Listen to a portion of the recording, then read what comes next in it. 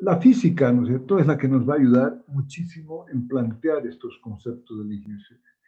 Entonces, la física es la ciencia que estudia las propiedades y el comportamiento de la energía, materia, el tiempo y espacio de nuestro universo, así como la relación de estos conceptos entre sí.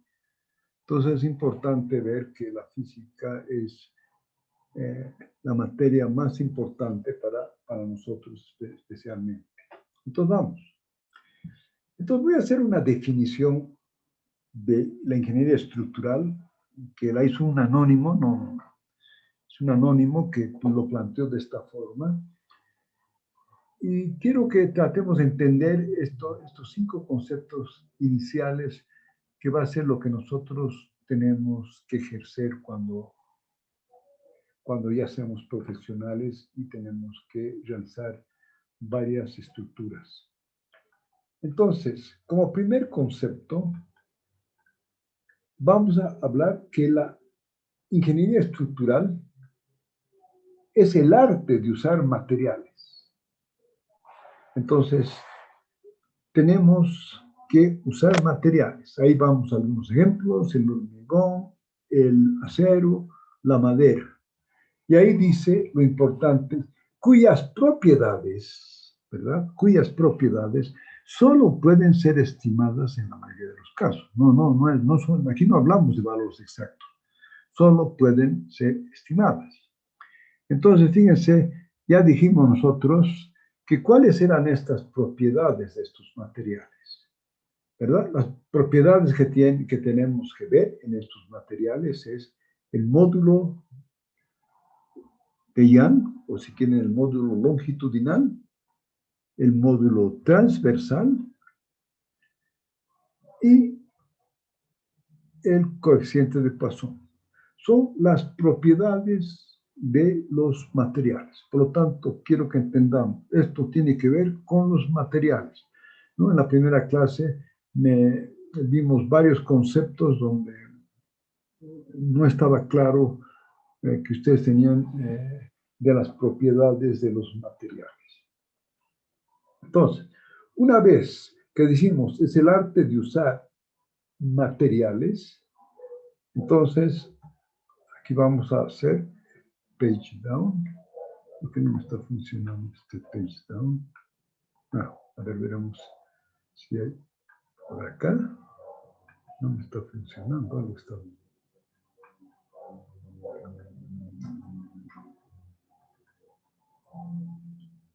Aquí voy a poner esto ya acá. Entonces vamos a pasar. Bueno, este es el arte de usar materiales.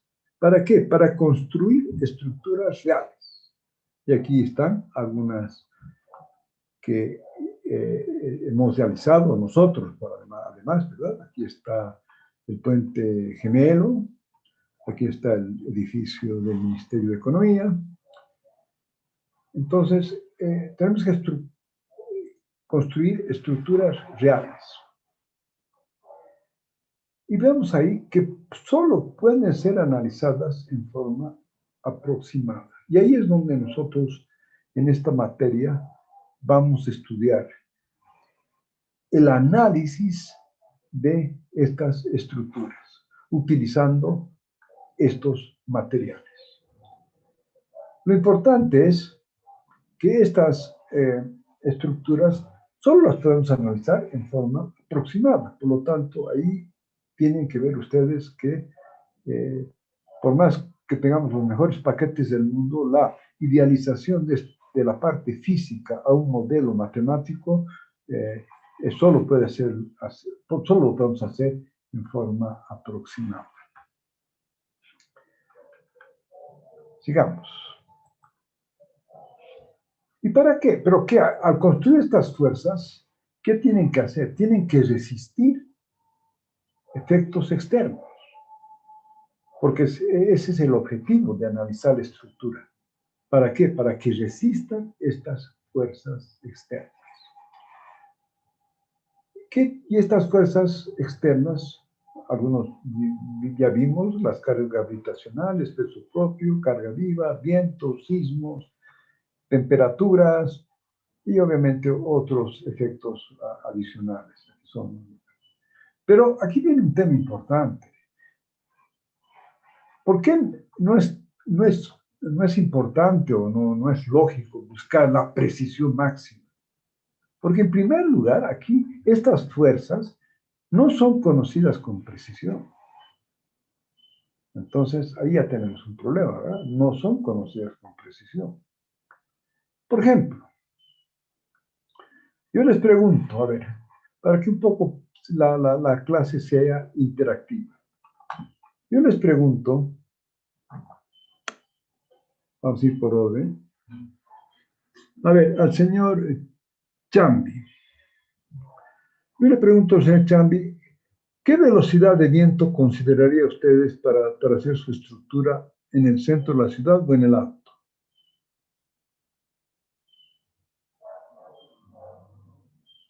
Buenas tardes, ingeniero. Buenas tardes. Yo creo que 30 kilómetros por hora. ¿Verdad? Entonces, a ver, voy a hacer la pregunta a Gabriela Choque.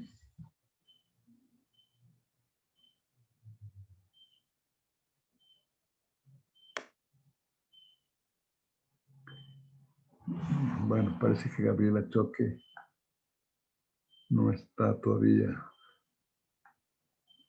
A ver, a Freddy Quispe. Ingeniero, ¿me puede escuchar? ¿Sí? ¿Sí? Sí, ingeniero. Bueno, era sobre la velocidad, ¿verdad? ¿Sí? Bueno, es que va a ir ascendientemente, o sea, en el punto más bajo va a ser cero y de ahí va a subir gradualmente, ya sea 10, 15, 20, 30 Sí, y pero cuando es ¿cuánto? un pico, ¿A cuánto? ¿A cuánto? 30 kilómetros por hora, más o menos, 30 diría. kilómetros por hora. Su base sería, usted dice, ¿no? A ver, señor Gaspar, trataremos de hacerlo más Presente, rápido. ingeniero. ¿Sí? Si mal no me equivoco, es 13 kilómetros por hora. Bueno, puedo preguntarles, ¿no es cierto? Y lo que me interesa es que ustedes van a ser ingenieros, ni siquiera hablar de sismos, ¿verdad? Eh, eh, ustedes van a ser ingenieros de aquí a poco y obviamente de nada sirve que sean unos especialistas en el análisis de estructuras si no tenemos los datos de los efectos externos. Fíjense, ustedes han hablado de 30 kilómetros por hora, qué sé yo, y sin embargo, ya les puedo dar algunos datos. Ahí ustedes ven el edificio del Ministerio de Economía que fue calculado para un máximo de 120 kilómetros por hora, ¿verdad? Entonces, eso, pero aquí lo importante es entender cómo encontramos estos valores. Y por lo tanto, para eso es importante tener las instituciones adecuadas para que en el tiempo vayan verificando los mayores eventos en los últimos 50 o últimos 100 años, para que tengamos una pauta de valores con los que deberemos calcular esta estructura para, por lo menos, en un lapso de 50 a 100 años, ¿verdad? Entonces, obviamente estos datos, felizmente, respecto al viento ya los tenemos, podemos se los puede consultar. Respecto a los sismos, es un tema muy complicado, porque ahí hablamos de uno de los factores más importantes es la aceleración con que viene el sismo, ¿verdad? Entonces, eh, no tenemos todavía datos reales para el país, para ver, digamos, una cuadrícula del país donde me digan, sabe, en esta parte usted tome, porque lo máximo que ha llegado en los últimos 50 años es que es una aceleración del 10% o 6% de la aceleración de la gravedad. En otro lugar, no sé, en 3. Lamentablemente ese mapa todavía no lo tenemos, por lo tanto tenemos que hacer una serie de aproximaciones para ver qué aceleración tomamos para el sismo. Por lo tanto, es un tema re importante saber las cargas que tenemos que resistir, ¿verdad? Para si quieren un ejemplo más concreto, si usted tiene que calcular o analizar una canalización en la ciudad de La Paz, lo mínimo que ustedes tienen que saber cuál ha sido el máximo caudal en los últimos 50 años, sino para qué van a dimensionar. Tienen que dimensionar para un efecto que ha sido importante en los últimos 50 años. Y obviamente, las cargas ahorita les puedo las cargas de nieve, ¿no es cierto? Que, bueno, aquí evidencian las cargas vivas, las cargas de nieve, por ejemplo. Ahorita yo les pregunto y ustedes me van a dar respuestas totalmente diferentes. Unos me van a decir 50 kilofondios por metro cuadrado, el otro me va a decir 100, el otro me va a decir 10, el otro 20, ¿verdad? Entonces, imagínense si esto no lo tenemos claro. Entonces, vamos a analizar una estructura para eventos que no son los reales. Y esto es importante porque a veces en el Alto, para darles unos ejemplos, en el Alto han habido varios galpones que han fallado cuando vino un efecto de nieve, un efecto de viento importante en el Alto. Y esto es porque estaban calculados, digamos, con los parámetros de Argentina, o los calcularon en Argentina, donde obviamente estos valores de nieve, etcétera, que hay en el Alto no los tenían, de granizo, etcétera. Por eso es re importante, quería hacer hincapié acá, en este primer capítulo, que entendamos qué es lo que vamos a hacer. Entonces, nosotros tenemos un material con los que vamos a construir una estructura, y esta estructura tiene que resistir. Vamos a construir una estructura, pero al construir esta estructura vamos a hacerla donde el análisis de esta estructura va a ser en forma aproximada. Y aquí es donde nosotros vamos a hacer hincapié en este tema del análisis de la estructura, ya que este tema de las fuerzas son las instituciones que hacen análisis estadísticos de este tema para que nos puedan dar las condiciones reales. Sigamos, a ver. Entonces, acá estoy, ahí vamos. Entonces, este es el concepto general. Entonces, ¿cuál es el objetivo final? Que la seguridad pública sea satisfecha.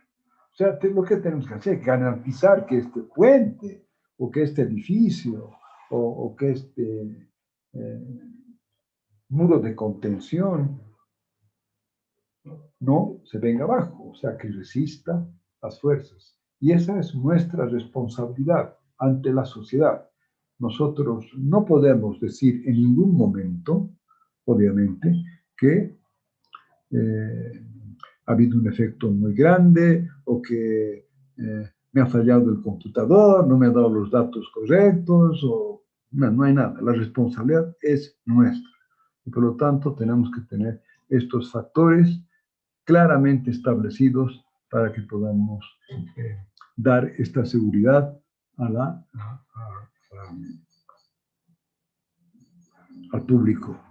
Y a veces no es fácil, ¿no es cierto? Por darles un ejemplo, Haití, por ejemplo, no había sismos. Durante 200 años no han tenido un sismo fuerte, seguramente sismos muy pequeñitos. Y entonces, ¿qué sucede? Que después de 200 años viene un sismo, después de 200 años, y arrasa con la ciudad. Bueno, Chile también. Chile creo que ha tenido que reconstruir unas 3 veces varios edificios y varias cosas cuando han tenido los terremotos, hasta que finalmente ya tienen una buena lógica en Chile porque han sufrido bastante con este tema del tema sísmico. Entonces, es re importante tener el conocimiento de esto que tenemos que dar la seguridad. Y es lo que tenemos que buscar siempre. da la seguridad al máximo con el menor, recurso, tratando de optimizar siempre las estructuras sin dejar de lado la seguridad. No sé si alguna vez han escuchado hablar de sus iglesias de los mormones. Obviamente esas tienen una seguridad importantísima, pero a un costo tremendo, que solo se pueden dar lujos los mormones y no las alcaldías y las gobernaciones. Entonces, eso es re importante que ustedes lo tengan presente, y ese es el objetivo que tenemos que buscar. Bien, pero sigamos un poco en esta clase. Pero a ver, yo quisiera ver si hay alguna pregunta en este concepto inicial, porque yo considero que este concepto inicial es re importante. A ver, ¿no hay nadie? ¿O está claro? A ver, solamente para ver si tenemos audio. A ver, señor Samuel Aguilar. Ingeniero, buenas tardes. Sí, buenas tardes. ¿Está claro? ¿No tiene preguntas? Está claro, ingeniero. Ya. A ver, señor Fabio André. A ver, Fabio Gutiérrez. Sí, una consulta con respecto a la velocidad del viento. ¿Cuál es el rango que está oscilando aquí en la ciudad de La Paz? ¿Y en qué parte de la normativa podríamos ver algún acápite en el cual nos puede decir si tenemos una velocidad promedio de 130, por decirle, hay que mayorar esto o no hay que mayorar esto?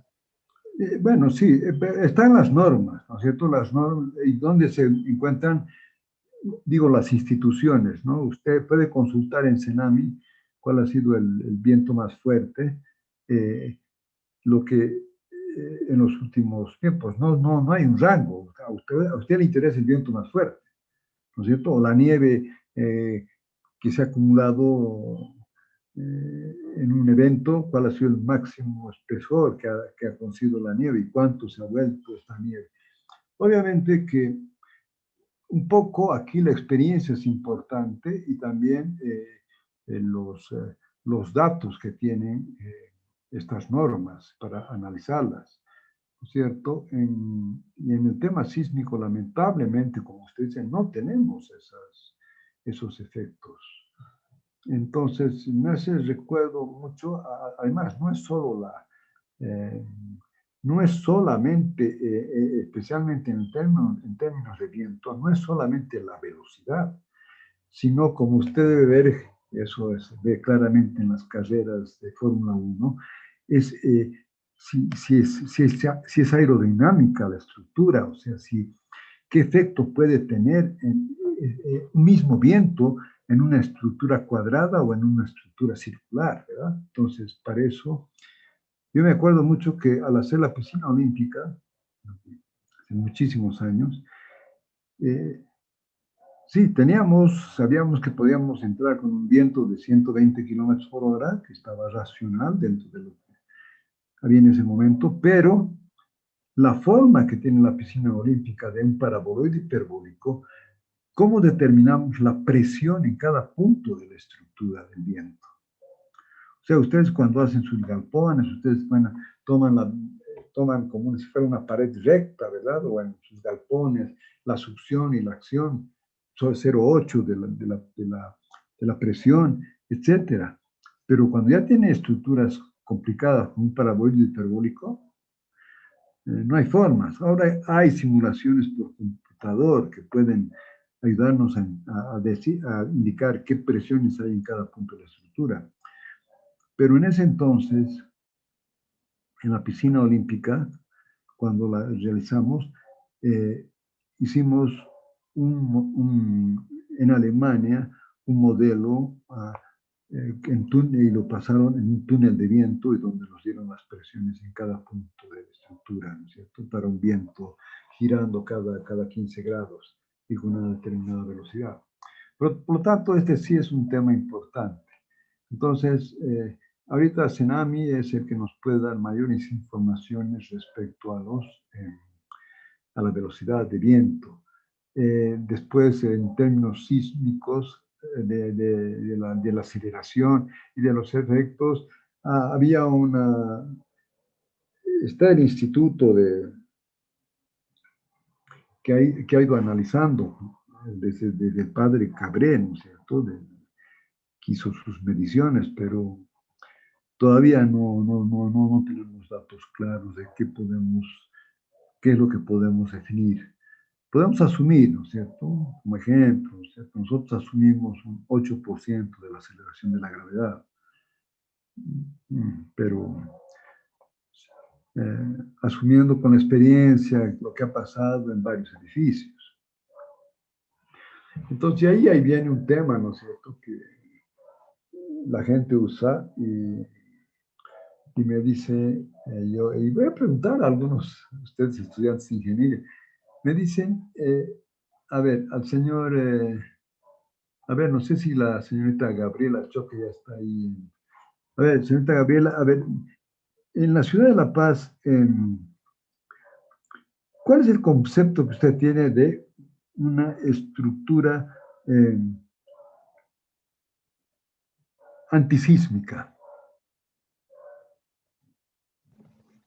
Buenas tardes, ingeniero. ¿Cómo está? Bueno, el concepto que tengo es que no es muy aplicado el sistema sistema para sismos en La Paz, porque es rara vez que se ha sentido en La Paz un sismo. En lo que tengo entendido, el Banco Central es el único que está diseñado con ese sistema. No, pero vamos ahora, no, hay varias estructuras. Sí, pero ahora la pregunta es, usted acaba de decir, ¿han habido sismos en La Paz? Sí, definitivamente. Entonces, yo le pregunto, ¿las estructuras en La Paz son antisísmicas? No, ingeniero, debido al alto costo que tienen. Está bien. Y ahora yo le hago la siguiente pregunta. ¿Cuántas se han caído? Ninguna, lo que tengo entendido. Así es. Y entonces, las estructuras bajo ese concepto serían antisísmicas, porque han habido sismos. ¿Dónde quiero llegar, señorita Choque? Es que no es, el término está mal, para mí es pésimo el término antisísmico. El problema es sismo resistente. Y entonces ahí usted habla sismo resistente para un determinado efecto. Una cosa es tener una aceleración de la gravedad que viene con ondas por el suelo a la fundación de 4% de la gravedad, y otra es la que tiene la norma chilena, porque los chilenos sí tienen sismo, que habla de 22%.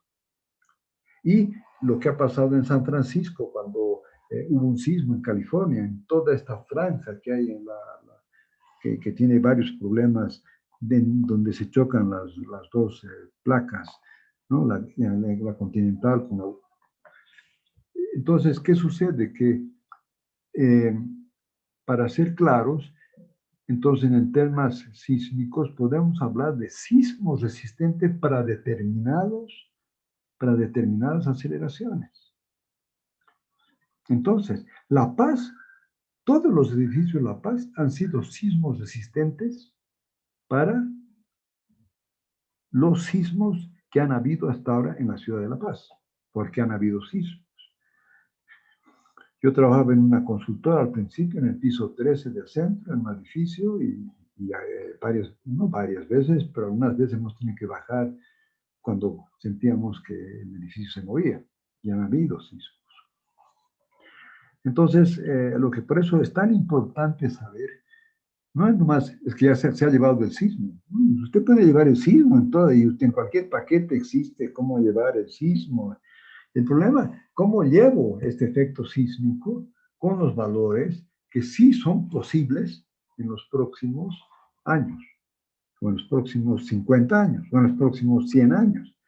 Porque los temas sísmicos son considerados después de muchísimos años. Y ese dato, lamentablemente, todavía no lo tenemos claramente. Entonces, lo que hacemos es decir, bueno, para una para un sismo con una aceleración de la gravedad de tanto y en un determinado terreno, entonces ahí tenemos que hacer varias aproximaciones, ¿no? Eso quería simplemente ponerlo acá claramente y por eso cada vez tenemos que tener todos estos datos más claros para que en el futuro, o sea, veamos que todas las estructuras de aquí en adelante, hay dos cosas. Para determinados sismos, las estructuras en La Paz aguantan. Más que algunas rajaduras, unas cosas así. Ningún sismo de los que han habido en los últimos 100 años, porque el monobloc está no sé cuántos años, ¿verdad? Y por lo tanto ha sufrido varios sismos, pero su estructura de sismo resistente parece aceleración. Lo que no sabemos es que si en el futuro podemos tener aceleraciones que sean bastante más fuertes de las que han habido en los últimos 50 años, 60 años. Y entonces, con un estudio que se pueda en los próximos años verificar y tener un valor más razonable, entonces sí podríamos tener ya para qué efecto tendríamos que calcular la estructura. ¿Cierto? No es difícil, señorita Choque. Ahorita todos los paquetes usted le pone, yo quiero un sismo de tanto y se lo calcula, ¿verdad? Pero depende de qué valor le pone. Bueno, a ver, seguiremos. Entonces, para mí esto es un tema re importante. Sí, a ver, lo escucho. ¿Puedo modelar estructuras ya hechas para ver a qué aceleración del sismo pueden resistir? Como la piscina olímpica, por ejemplo, la podría modelar. Sí, puede, ahorita usted puede modelar y además sería una forma de decir, modelando, es igual, ¿no? Modela, usted va a encontrar los parámetros y va a decir, ¿para qué estructura no le generaría un problema? No solo para eso, sino para el viento, ¿no? Es igual cuando usted va al médico, le sacan todos los informes de cómo está su colesterol, su sangre, y entonces usted ya le dice, sí, usted está en buenas condiciones. Sería ideal. Y de hecho lo hacen esos diagnósticos en Chile. En Chile hacen, tomando algunos parámetros del edificio, dicen que este está correcto, o correcto entre paréntesis, pero en Chile también hacen este diagnóstico y le piden unos valores. Si su edificio cumple esos valores, no le piden un análisis exhaustivo al sismo, con varias condicionantes. Pero si no cumple esos valores, sí que le van a pedir un análisis mucho más serio, ¿no? Con todo detalle del sismo. Sí, pero sí es posible. Y me parece que de alguna forma, ya que no podemos, por lo menos, saber lo que pasa con los edificios actuales, porque es hartísimo trabajo y se requiere de recursos, pero por lo menos para el futuro hacer los nuevos edificios para unas posibles futuras aceleraciones, ¿no? Inge, ha hablado del tema de lo que son parámetros. Por ejemplo, si yo quisiera modelar la piscina olímpica o cualquier edificio, ¿qué datos yo requiero para poder hacer esto lo más próximo posible? A ver, vamos a ver, ¿no es cierto?, que la estructura siempre tiene que entrar en un equilibrio. Entonces, el equilibrio, obviamente, que vamos a ver en la parte estática, tiene que ver con el equilibrio de las fuerzas externas aplicadas, pero ¿cuáles serían los parámetros para saber que resistan? Es obviamente la geometría, las propiedades de los materiales, y hacemos el análisis y encontramos el equilibrio entre las fuerzas externas y las fuerzas internas, que básicamente siempre va a ser lo mismo, equilibrio entre las fuerzas externas y las fuerzas internas. Y las fuerzas internas, ¿de quién depende? De la rigidez de cada uno de los elementos. En otras palabras, de la rigidez de la estructura. Cuando hablamos de un tema sísmico, ya entra el concepto ya de la parte dinámica. Y entonces ahí entra las fuerzas ya no son las elásticas, las que ustedes han usado hasta ahora, sino son las fuerzas de inercia, que es la segunda ley de Newton, nos dice que es masa por aceleración. Y ahí ya le estoy indicando que si para el primer concepto, así en forma general, la rigidez es lo importante, para el otro, para los efectos sísmicos, además de la rigidez, la aceleración es importante, re importante. ¿Sí? Y obviamente la aceleración y la masa, porque esa fuerza va a ser masa por aceleración. ¿No? Vamos a ir viendo esto cuando veamos los tipos de análisis en ingeniería. No vamos a ver a profundidad la parte dinámica, ni la parte de pandeo y inestabilidad, pero sí vamos a tocar para lo que yo quiero que tengan las ideas para que cuando sí les toque estudiar estos temas, les sea bastante más sencillo. ¿Está bien? Pero estos son los parámetros, no hay más parámetros. Obviamente que también depende del suelo, ¿verdad? Si es un suelo flexible, si es un suelo muy rígido, entonces obviamente el problema se va a dar desde más abajo.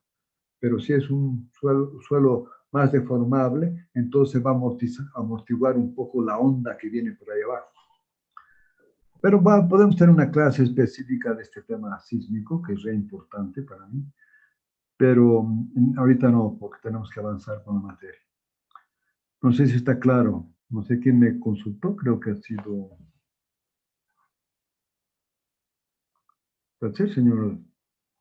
Ah, bueno, no importa quién fue, no importa ahorita.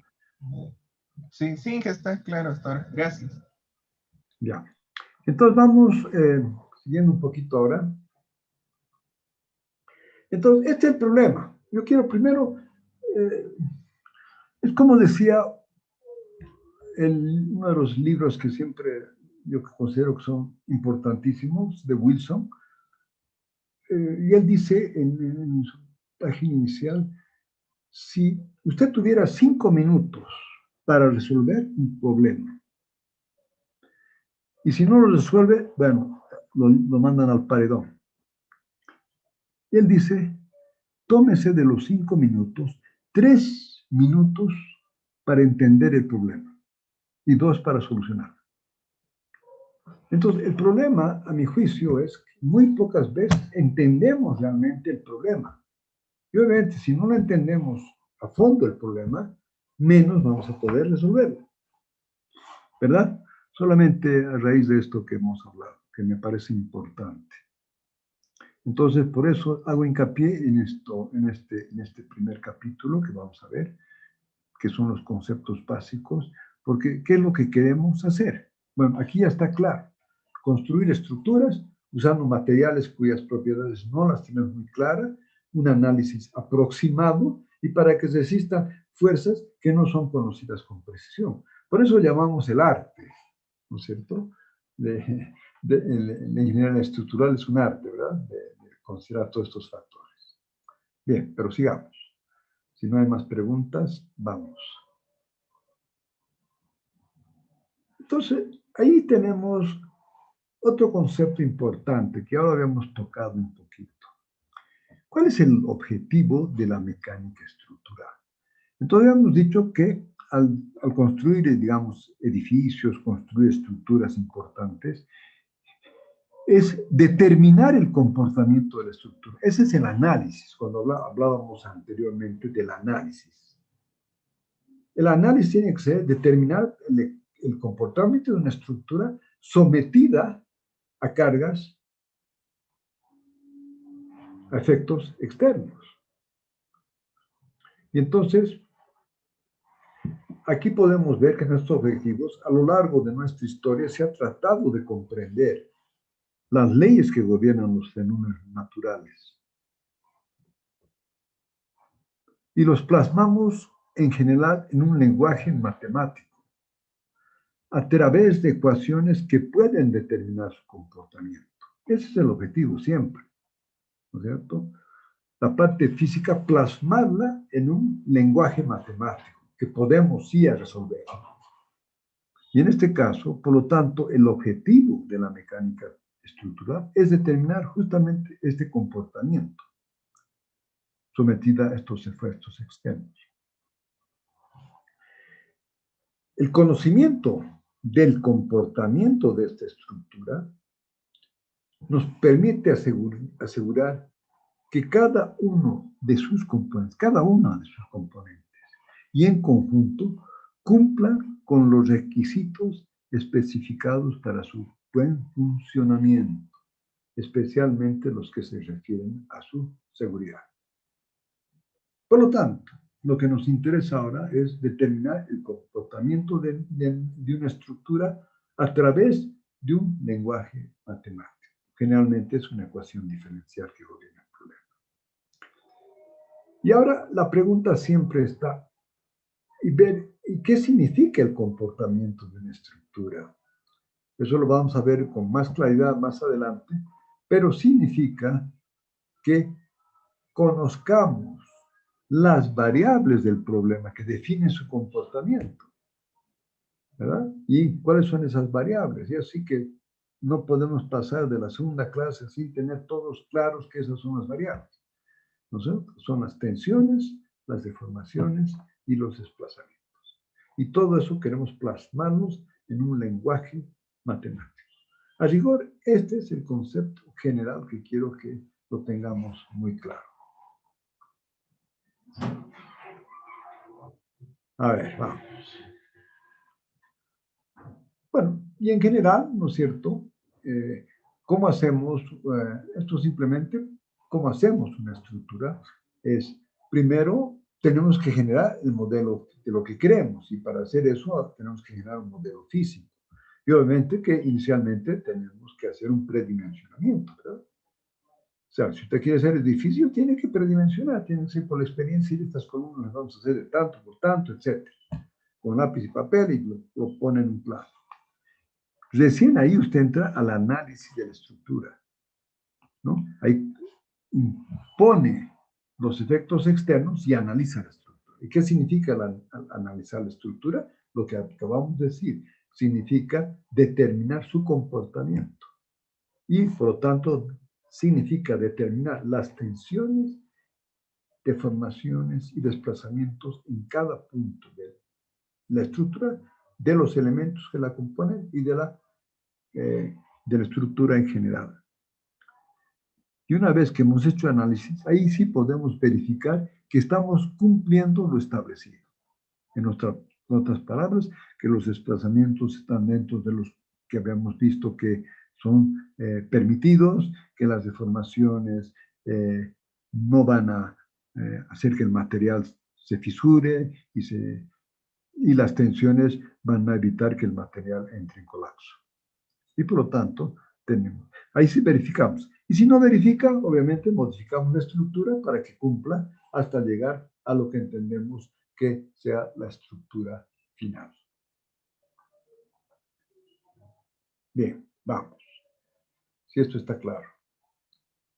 Entonces, aquí simplemente es cómo llegamos al modelo matemático. Entonces, aquí les muestro varios problemas físicos que nos interesan resolver, ¿verdad?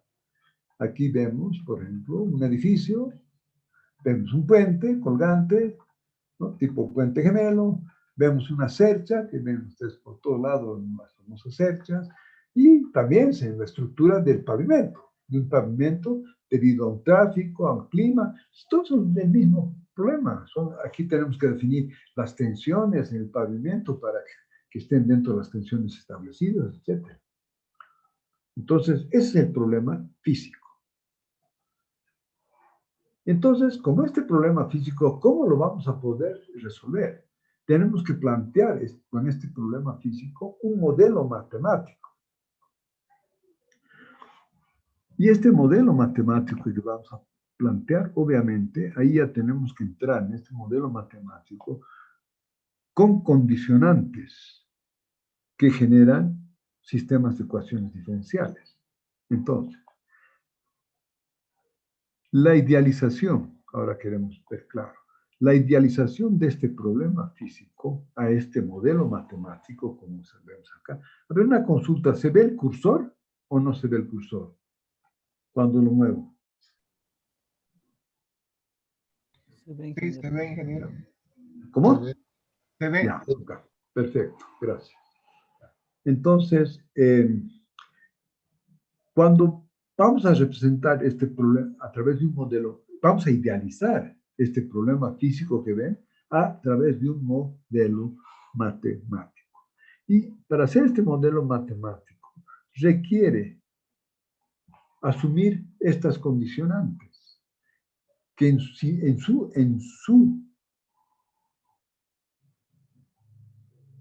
conjunto van a llegar a un sistema de ecuaciones diferenciales.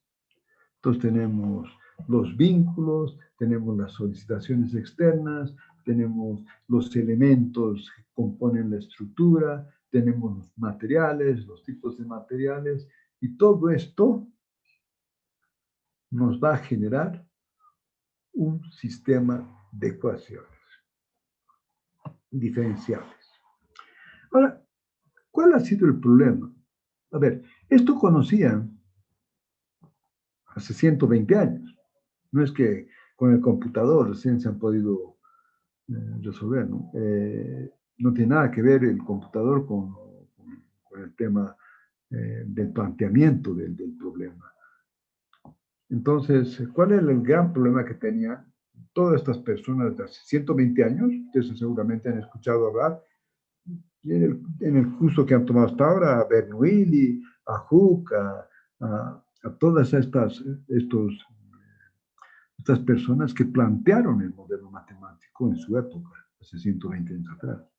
Y de hecho, sigue siendo válido el modelo matemático que lo plantearon. Ahora, este modelo matemático está basado en la teoría de la elasticidad. Y esta es la teoría de la elasticidad, es la disciplina central, es la que nos va a permitir relacionar estas variables, como hemos visto en la clase anterior. Nuevamente insisto, las variables del problema son tensión, deformación, desplazamiento en cada punto. Y por lo tanto, estas relaciones que nos van a permitir plantear son, y las vamos a estudiar en la teoría de la elasticidad, que va a ser el segundo módulo que vamos a estudiar. No consigo seguir el curso sin tener claramente, por lo menos, un resumen claro de la teoría de la elasticidad. Ahora, ¿cuál es el gran problema al que se llegaba hace 120 años? Ustedes lo van a entender. El gran problema que se llegaba hace 120 años era que planteaban la ecuación diferencial. Y no había problema, la planteaban la ecuación diferencial. ¿Cuál era el problema? Insisto, en que si bien la planteaban la ecuación diferencial,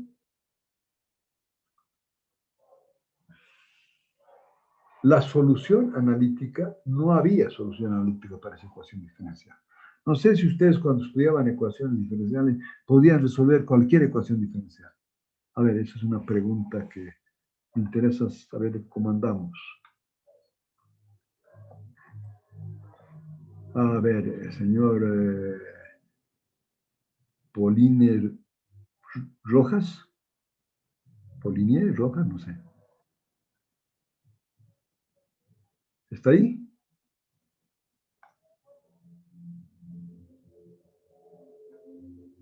Parece que aparentemente no está. A ver, entonces, señor Samuel, ¿cómo es? A ver, Samuel Aguilar. Ingeniero presente. Un poco más fuerte. Ingeniero, había ecuaciones, solo teníamos limitaciones en resolver ecuaciones diferenciales.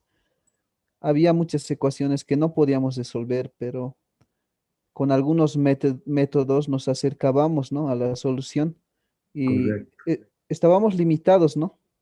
Así es. Ese es el gran problema. Usted llega a ecuaciones diferenciales y no hay una solución analítica. Y para diferenciar eso, una de las prácticas va a ser que ustedes resuelvan una ecuación diferencial de una viga y que sí tiene solución analítica. Pero si ya quiero, les pongo una cáscara y les pido que resuelvan la ecuación diferencial, no hay forma, no hay. Y cuando usted dice, y bien lo dice, me parece muy bien, que se agarraban de unas aproximaciones y habían algunos métodos simplificados que trataban para resolver, obviamente, ¿qué es lo que se tenía que hacer en ese entonces? Pero ahora, ¿cómo vamos a atacar ese problema? Pero está bien, yo quiero que se entienda cuál era el problema que tenemos. ¿Cuál es el problema que ellos tenían hace 120 años? Es que no podían resolver. Entonces entrábamos a una serie de simplificaciones. Por eso ustedes han escuchado hablar de los arcos triarticulados. ¿Por qué los triarticulaban? Para que el grado de hiperestaticidad sea menor. Las vigas Gerber, donde se generaban rótulas para poder tener una mayor precisión en las simplificaciones. Entonces, esa era su limitación. Si bien en ese entonces, lo que le dije, ellos conocían los métodos numéricos. Cuando me acaban de decir, ¿no es cierto?, que se hacen aproximaciones, se podían siempre resolver las ecuaciones diferenciales a través de métodos numéricos. Y vamos a ver que por ser este tema importante, vamos a tratar del tercer módulo, hacerlo rápido, pero hacerlo que entiendan ustedes la base fundamental de los métodos numéricos. Y entonces, eso ha sido el gran impacto que ha tenido el advenimiento de las computadoras, que ahora sí nos permite plantear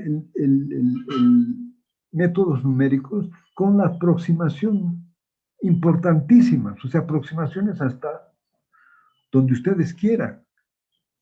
Porque ahora tenemos, vamos a ver, que los métodos numéricos en esencia hacen que esta ecuación diferencial, que es un medio continuo, lo discretizan en un sistema de ecuaciones algebraicas. Y entonces, al poder resolver n ecuaciones del sistema algebraico, ahora en la actualidad con los computadores, entonces estamos en condiciones de resolver cualquier ecuación diferencial, por muy complicada que sea. Y esto obviamente no solo se aplica en estructuras, sino en economía, en todos los campos de la física y de la matemática. A ver, pero vamos viendo que estos conceptos me parecen importantes. A ver, señor Ronnie Cruz. ¿Está ahí, señor Ronnie Cruz? A veces no tienen... A ver si... Sí, Inge. A ver, ¿sí? Señor Ronnie Cruz, ¿cómo es? ¿Está claro hasta aquí o no? A ver, quiero dudas, porque si no, puedo ir más rápido, pero yo tengo que me digan si se está entendiendo claramente o no. Sí, ingeniero, se está entendiendo, Inge, y supongo que cuando ya avancemos más se va a entender más claro, Inge. No, obviamente, si pudiéramos en este curso de un semestre que ustedes sean un especialista en estructura, sería importantísimo. No se olviden que yo ya llevo en este trajín más de 30 años y todavía sigo estudiando. Pero bueno, eso solamente para que las cosas entran poco a poco, especialmente en estructuras, que no es una materia muy sencilla cuando entramos a fondo en ella. A ver, pero vamos, sigamos entonces esto que hemos hecho. Y vamos a ver acá, que yo quiero esto para que pueda ver todo al mismo tiempo. Ya. Entonces vamos a seguir ahora. Teníamos... Entonces ahí está, asume las condiciones y ¿quién me genera estas ecuaciones diferenciales? Es la teoría de la elasticidad, tal como dijimos, ¿verdad? Esta es la que nos genera, y aquí lo vemos.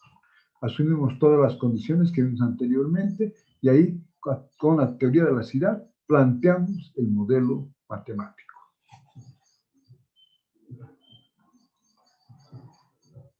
Bien.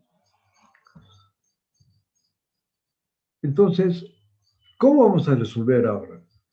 Como acaban de decir ustedes, no hay solución analítica en la mayoría de los casos. Yo diría casi en todos los casos. No hay solución analítica, son casos muy sencillos.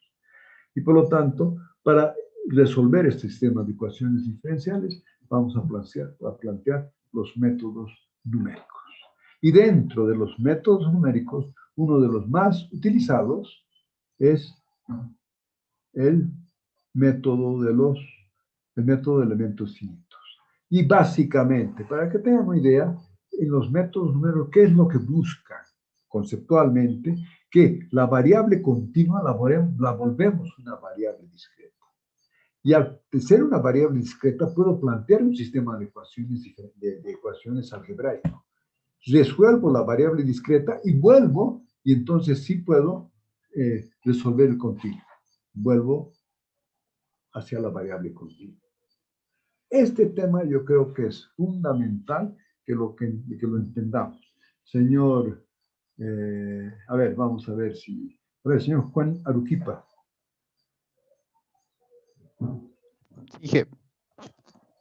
¿Sí? ¿Está claro esto del señor Aruquipa? Sí, está todo claro. A ver, señor Martín, ¿está ahí usted, no, verdad? Martín Quispe. Sí, está claro, ingeniero. Sí, a ver, me tienen que decir si no está claro para que podamos aclarar varias cosas. Si alguien tiene una duda, me avisa, por favor. Inge, Sí. ¿qué bibliografía podríamos revisar para ver esto de los elementos finitos? Algo que sea tal vez bien básico, como para no perderle el ritmo después a usted y ya entrar tal vez con alguna idea para cuando entremos a este tema.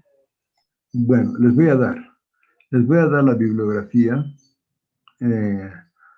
generalmente, pero voy a dar la bibliografía, pero también es importante que hay la guía del curso que les voy a dar, que ya le he planteado en varios, inclusive en algunos posgrados, donde está todo esto que estamos planteando. Cada vez lo tratamos de mejorar, pero hay esa base.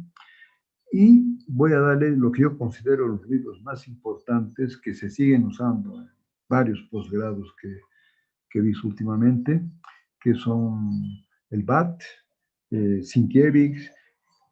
Claro que para entender para entrar ya a estos libros, es lo que yo quiero, que este curso, o sea, con todo lo que les voy a dar de información, con la guía del curso, si quieren, con ese librito que se lo puede ya plantear del curso, les permita hacer el trampolín entre lo que ustedes conocen hasta en este momento y lo que deberían ya entrar a un posgrado para poderlo hacer sin problemas.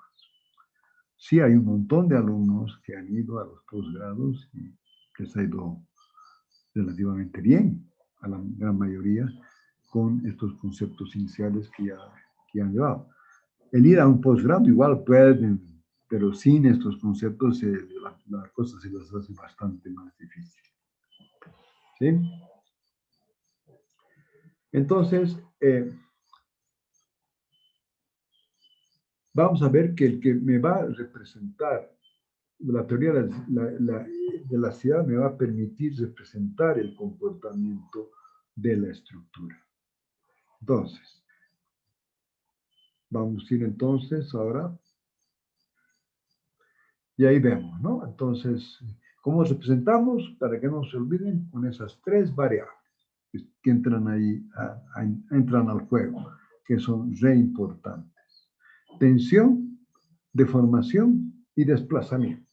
Entonces, tenemos que entenderlas, estas variables, ¿no? Entonces, yo creo que sí, la tensión la tenemos clara, ¿verdad?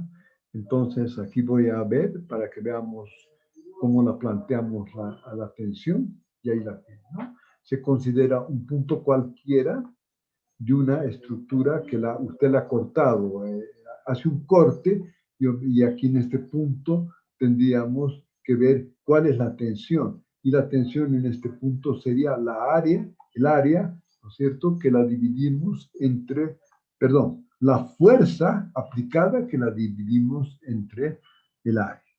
Por lo tanto, aquí pueden haber diferentes tensiones en esta sección, dependiendo de la fuerza que les llega a cada una de ellas. Entonces, creo que no hay duda respecto al concepto que tenemos de tensión, que es la fuerza por unidad de área. O sea, cuando el área tiende a cero, la tensión se vuelve la fuerza, ¿verdad? Entonces, aquí creo que no hay dudas y por eso voy a pasar rápidamente.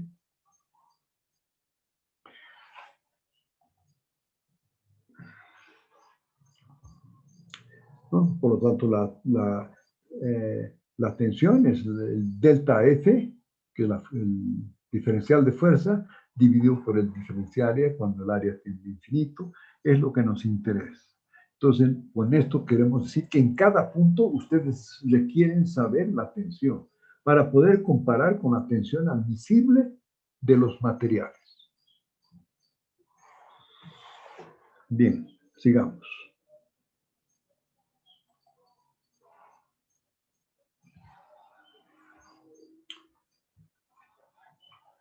¿Qué pasó? ¿Me he vuelto atrás? Vamos a ver.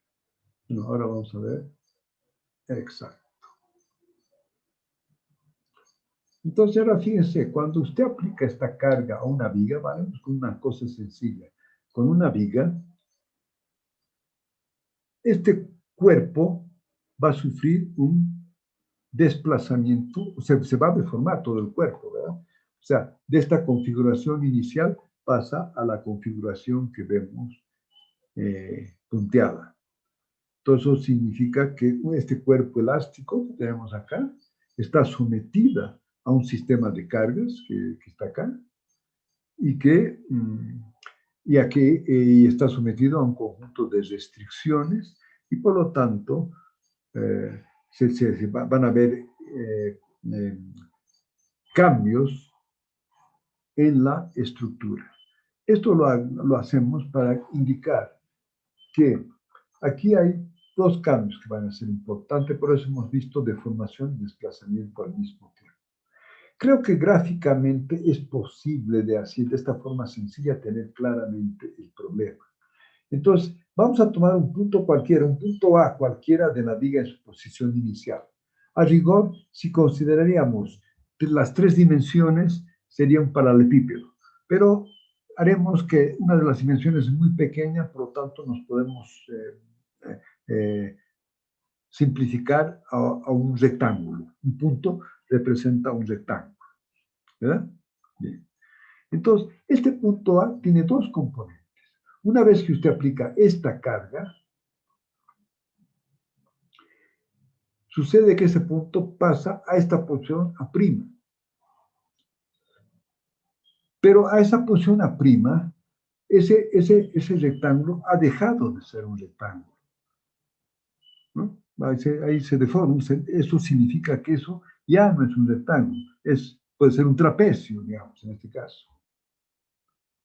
Entonces, a eso, ¿qué ha sufrido? Ha sufrido un cambio de forma, no podía ser de otra forma, porque ese punto cuando ya quiere tomar en la deformada, aquí con estos rectángulos yo puedo hacer toda esta viga, pero ya con los rectángulos ya no puedo hacer la deformada. Por lo tanto, estos rectángulos han tenido que variar, tanto en su ángulo como en su longitud de arriba y la longitud de abajo. Por eso vamos a ver que cuando usted ve que la deformación en el punto superior acá, esta deformación en este caso va a ser comprimida y aquí va a ser traccionada, ¿verdad? Bien. Entonces, a este cambio de forma que vemos acá, nosotros lo vamos a indicar como una deformación. O sea, esto es en dos dimensiones. En tres dimensiones, este cubo se va a deformar. Y al deformarse cada uno de estos puntos, ¿qué va a suceder? estos puntos se van a desplazar, obviamente, como vemos acá, se va a desplazar.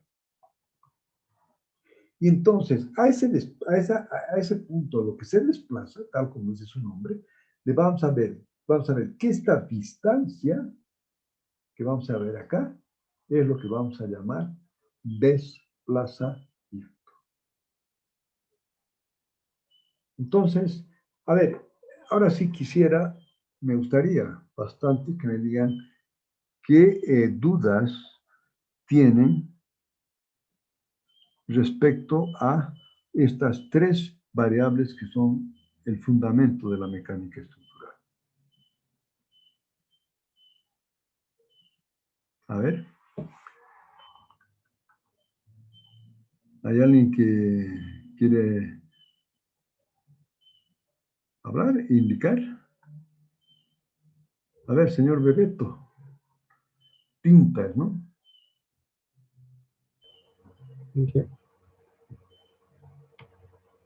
¿Sí? Más fuerte. ¿O está Por claro? ahora no tengo dudas, ingeniero. Vamos, señor Paz, está ahí, ¿no? Carlos. Bueno. Sí, ingeniero, está claro. Espera. Está bien. Señora Zoila Chambi.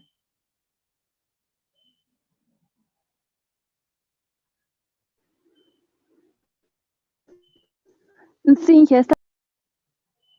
¿No hay dudas? Bueno. Ok.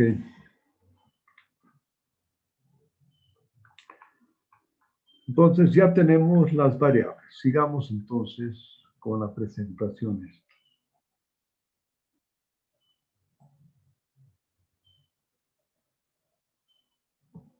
Bueno, aquí simplemente dice que aquí ha habido la deformación, un cambio de forma, y aquí hay un desplazamiento, que es el cambio entre el punto A y lo que se desplaza. Entonces ahí están ya claramente con eso más. Pues vamos ahora, ¿cómo planteamos? Ya sabemos que estas son, vamos a entrar en más detalle en la próxima clase, cuántas son, vamos a analizar el paralelepípedo, pero aquí está claro, vamos a ver que vamos a tener 3 tensiones en el paralelepípedo, vamos a tener 6 deformaciones y vamos a tener 6 tensiones, 6 deformaciones y vamos a tener 3 desplazamientos. Obviamente, cuando un punto se desplaza entre un punto A y un punto B, hay un vector, y ese vector en el sistema cartesiano tiene 3 componentes. A esas 3 componentes en cualquier punto las vamos a indicar como símbolos desplazamientos.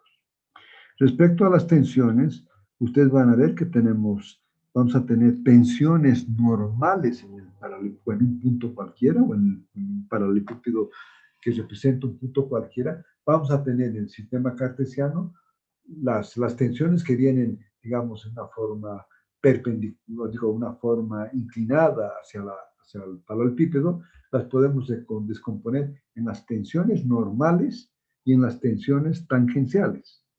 Por lo tanto, cada cara tiene una deformación normal y tiene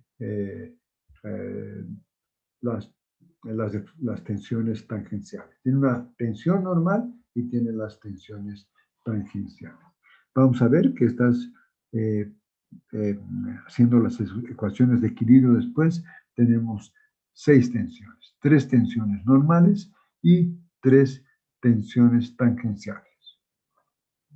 De igual forma, las deformaciones crecen en cada una de las direcciones un porcentaje, y a esas las vamos a llamar las deformaciones normales, que son perpendiculares a la sección. Pero a su vez, quiero que quede claro que ustedes tienen tensiones a las tensiones tangenciales. ¿Qué me logran las tensiones tangenciales? En el rectángulo, en el paralelepípedo, hacen que el ángulo cambie. ¿verdad? No se incrementa la longitud del paralelepípedo, pero sus ángulos dejan de ser ángulos de 90 grados. Creo que está claro eso, ¿verdad?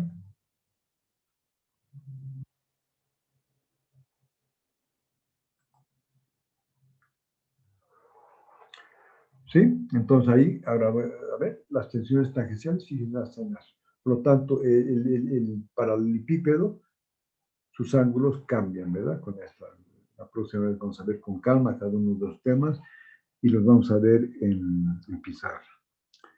Bien, entonces, definitivamente, ¿qué es lo que pasa acá? Yo tengo 18 variables del problema, en general. Hablamos de cualquier punto. Después vamos a aprender a simplificar a una viga, se vuelve mucho más sencillo, pero van a tener la posibilidad ya de simplificar a un muro, a una placa, a una cáscara, ¿verdad? Entonces sí, yo creo que la idea que quiero con esto es ir de lo general a lo particular y no comenzando, porque si ustedes me dicen, yo sé calcular una viga, ahora hágame una cáscara, no hay por dónde, no sé qué podrían hacer ustedes para decir ahora cómo calculo una cáscara, ¿verdad? En cambio, si partimos de lo general, más bien al contrario, vamos a simplificar y al simplificar vamos a entender por qué surgen las teorías de la flexión, teoría de la torsión, ¿no? Estas teorías surgen para poder simplificar a temas más sencillos. ¿Y por qué es importante simplificar? Porque cuanto más simplificamos, haciéndolo de forma correcta, tenemos una mejor, ¿cómo sería? Mejor, en inglés hay un término, pero una mejor, la sentimos mejor a la estructura, la podemos como que sentir cómo se deforma, cómo pasa, ¿no? En cambio, usted me da de todo el edificio, ¿cómo es imposible, ¿verdad? Tenemos que ir cada elemento y ver cómo se va comportando la estructura.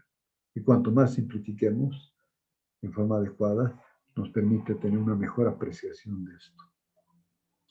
Bien, entonces, como la clase anterior vimos, y aquí lo tenemos claramente, es que tenemos 18 variables. 6 de tensiones, 6 de deformaciones y 3 de desplazamientos. Por lo tanto, si tengo 18 variables, yo requiero de relaciones entre las variables que me permitan plantear un sistema de ecuaciones. Bien. Por lo tanto, una de las que vamos a ver, todas estas las vamos a demostrar, no solo las vamos a explicar, sino para entenderlas bien vamos a demostrarlas. Y entonces, el equilibrio es un tema relativamente sencillo. En el paralelepípedo, en cada una de sus caras van a entrar unas fuerzas y van a salir unas fuerzas. Y juntas con el peso propio, esas fuerzas tienen que estar en equilibrio. Por lo tanto, ahí vamos a tener 3 ecuaciones de equilibrio en función de fuerzas, ¿verdad? Las tensiones multiplicadas por las determinadas áreas. Esas son las 3. Y ahora lo que ustedes es re importante, donde entran todas las propiedades mecánicas, por eso la llamamos relaciones mecánicas, donde entran las propiedades del material, es la que me va a relacionar las tensiones con las deformaciones. Supongo que ustedes han utilizado para todo lo que han hecho en CELS, en todo lo que han hecho, han utilizado la ley de Hooke, ¿verdad? Que la tensión sigma es igual a E por la deformación. Lo que pasa es que la han usado solamente para una sola dirección, lo que han utilizado para cerchas. Pero en general existen 6 tensiones y existen 6 deformaciones. Por lo tanto, ahora lo que me relaciona a las tensiones con las deformaciones, y eso ya es una matriz de 6 por 6. Por lo tanto, ahí tengo 6 ecuaciones que planteo que me van a permitir relacionar todas las tensiones con las deformaciones. Por lo tanto, ya tendríamos 3 más 6 serían 9. Ahora, las relaciones, como dice su nombre un poco, las relaciones geométricas, un poco tienen que ver con, con las características geométricas, con la altura, con el espesor. Y esto significa que yo debería poder relacionar los desplazamientos con las deformaciones. Como vimos anteriormente, a medida que los puntos se deforman, los puntos se van a desplazar. Entonces, eso sigue una cierta ley. A medida que se van deformando todos sus paralelepípedos, la viga se va a deformar y los puntos se van a desplazar. Por lo tanto, estas deformaciones van a estar relacionadas con los desplazamientos. Y por lo tanto, ahí voy a tener nuevamente otras 6 relaciones: deformación, desplazamiento.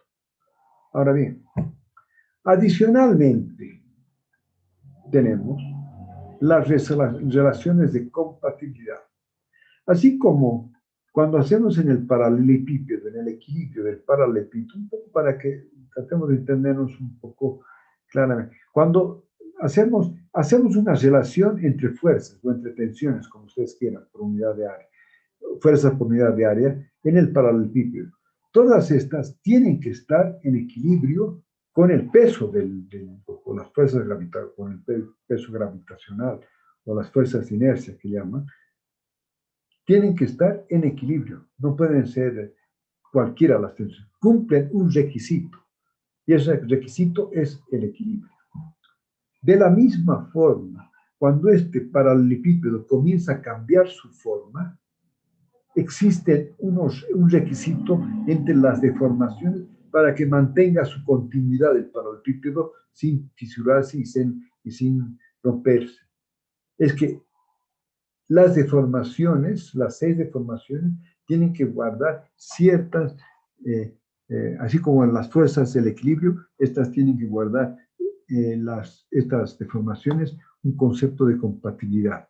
O sea que no pueden ser las que uno quiere. Existen relaciones que si la deformación en la dirección normal es tanto y la otra es tanto, la otra necesariamente tiene que ser un valor para que se pueda mantener la compatibilidad. Bien, y aquí entramos a un punto que es fundamental, un poco porque ustedes ya han estudiado y a veces no tenemos claramente de dónde partimos. Por ejemplo, yo le voy a preguntar aquí para que vayamos viendo este tema que me parece re importante. A ver, aquí está el señor Erwin Vázquez, no sé si está ahí. Sí, ingeniero, buenas tardes. Buenas tardes, señor Vázquez. A ver, dígame, usted ya lleva desde isostática, hiper 1, hiper 2. ¿Cuáles son los métodos que usted ha utilizado hasta la fecha?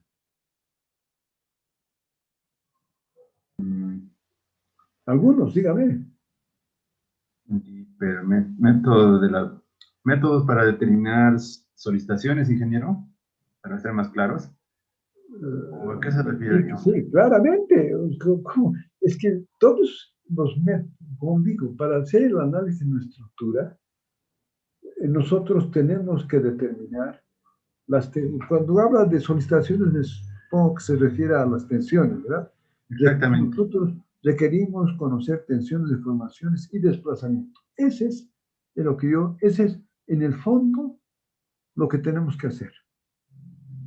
Ahora, ¿qué método ha utilizado inicialmente para hacer sus cerchas? O supongo que ha hecho algún vigas, pórticos o cerchas. Método de las fuerzas equivalentes, ingeniero. ¿Cómo? Y método de las fuerzas equivalentes. A ver, ¿qué otro método? De la deformada, de hiper 2. Método de cross. Y bueno, por el momento esas me acuerdo, ingeniero. A ver.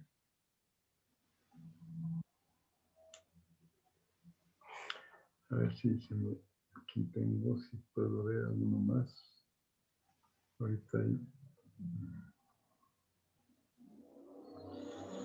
Bueno, a ver. Lo que quiero con esto es que cualquier método que utilicen, a no ser que, espero que no, ustedes no me hablen del método de Cacot o cualquiera de estos métodos terriblemente, que sirven simplemente para un predimensionado y que creo que el ojímetro es mejor. Pero a rigor, no hay método que resuelva este problema si no cumple estas relaciones. Así de sencillo. La base para encontrar, para hacer el análisis, son estas relaciones. No hay otras. ¿No es cierto? Cualquiera que crea que tiene un modelo matemático que cumpla un modelo diferente a la fecha, no hace más que un alarde de su ignorancia.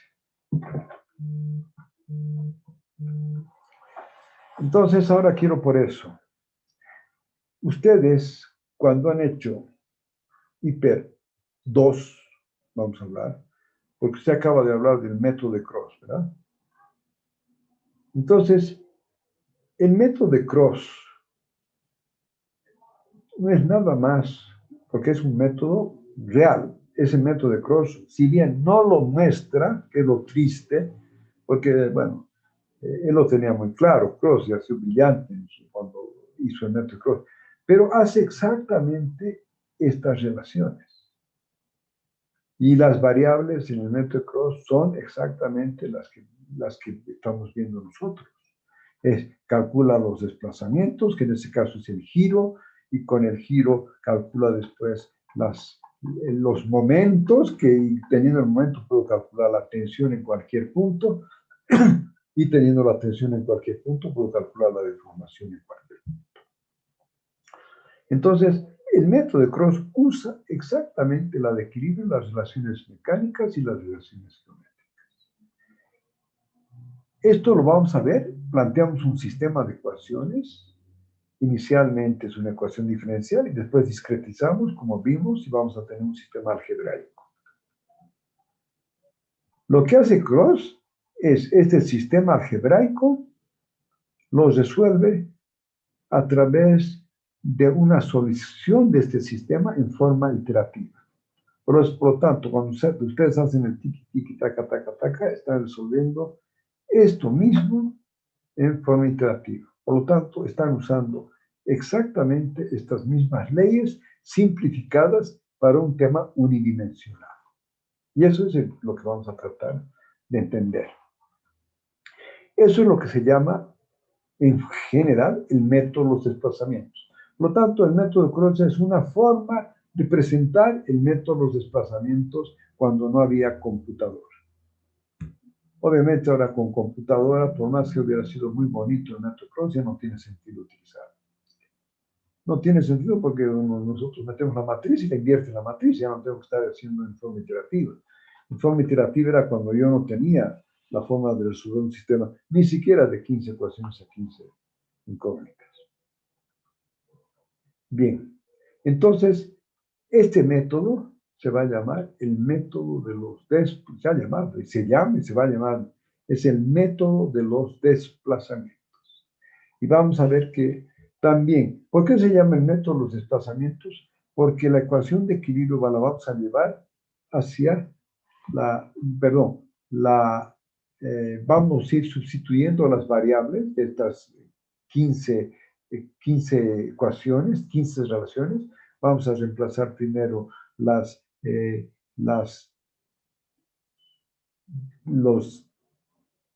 deformas, perdón, vamos a reemplazar en esta relación que es tensión-deformación, vamos a reemplazarla las tensiones por las deformaciones y después los desplazamientos por las deformaciones por los desplazamientos y vamos a sustituir todo en la ecuación de equilibrio.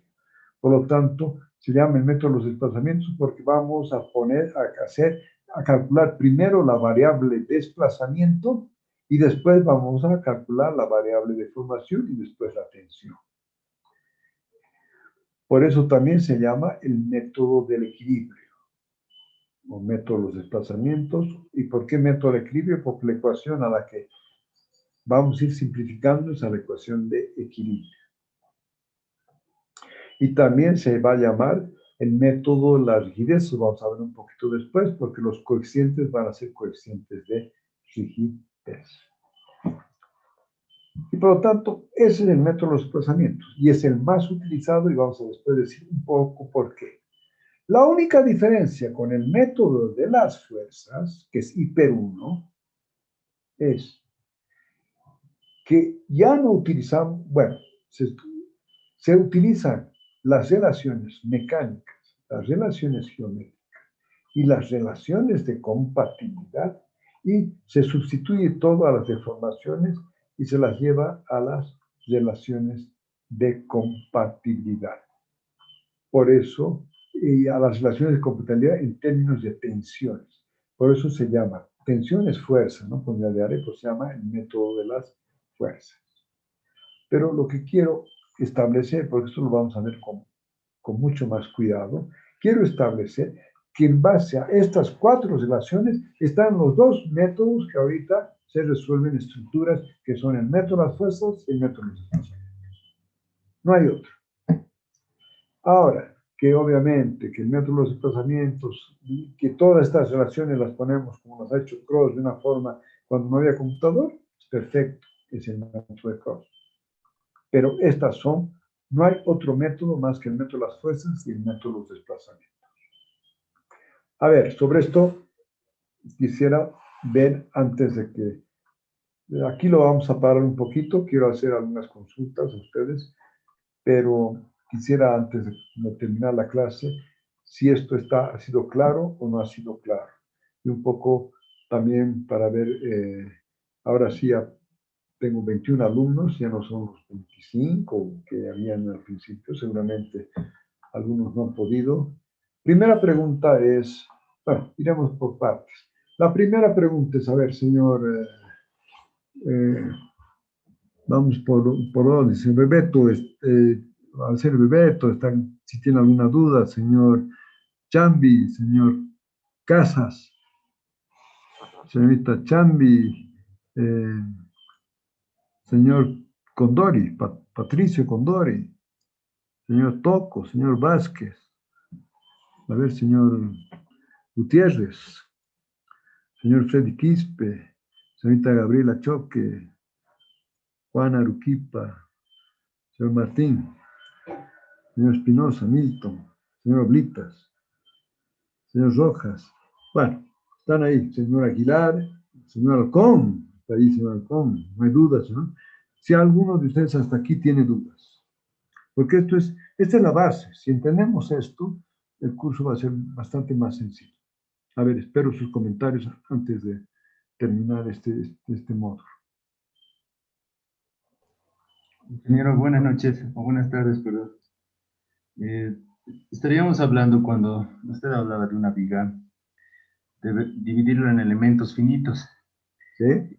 Cada elemento va a tener tensiones y también ¿Sí? cuando apliquemos una carga se va a deformar y los nudos que conectan elemento con elemento finito se van a desplazar. ¿Estaría bien mi entendimiento, ingeniero?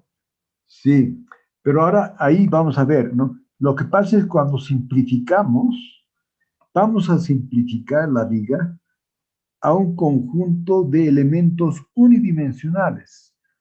Por lo tanto, pero ya usted captó una cosa que es muy importante. Yo puedo simplificar una viga a un elemento unidimensional.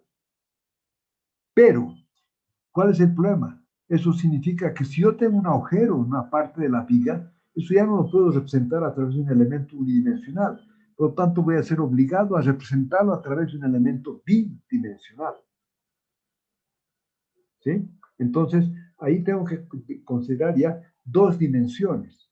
Pero inicialmente vamos a ver que todo lo que ustedes han hecho en Cross, todo eso, han asumido y han simplificado este elemento de viga a un elemento unidimensional. Y si usted lo simplifica un elemento unidimensional, lo único que va a considerar son las fuerzas en los nudos.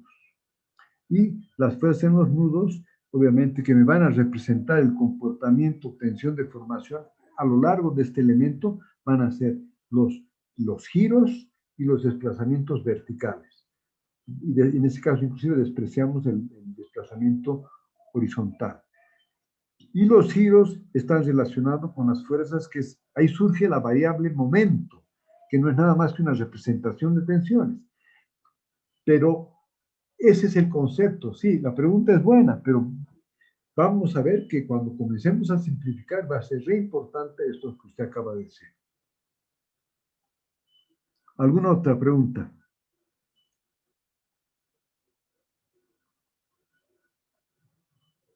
Bueno. Gracias, ingeniero. Ya, si no hay más preguntas, se supone, ojalá esté claro. Pero bueno, siempre hay la próxima clase para que ustedes comiencen a tenerlo esto, a meditar en esto, a pensar en esto y hacer las preguntas respectivas. Eso para mí es fundamental.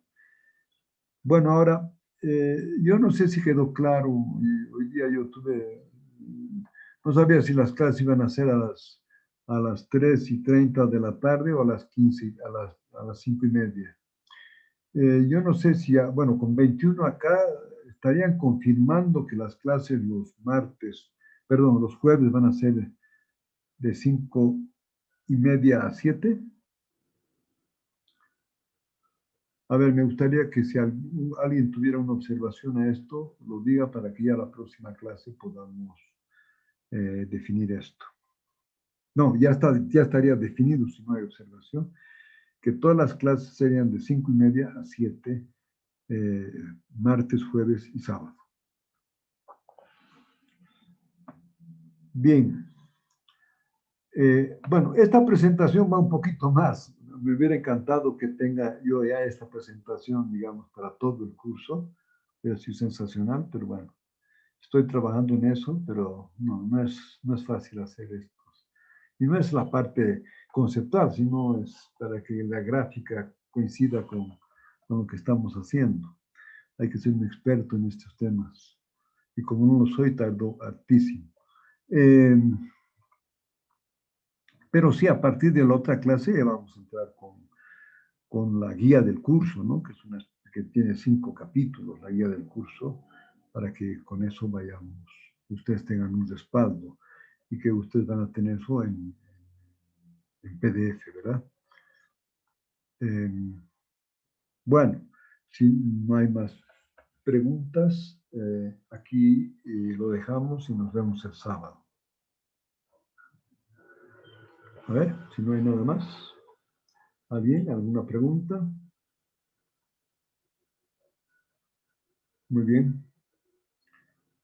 Entonces, el sábado nos vemos. Hasta luego, ingeniero. Hasta luego.